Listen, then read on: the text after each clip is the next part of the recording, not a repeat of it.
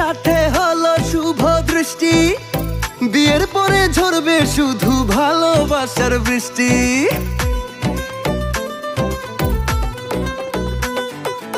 আগে আপনার মনটা আমার করতে হবে যাচাই, মনের সাথে মন না মিললে বিয়ের কথা বৃথায়। আরে কবুল বলে ফেলি, চলেন রেডি কাজী সাহেব। আসসালামু আলাইকুম বিয়ান সাহেব।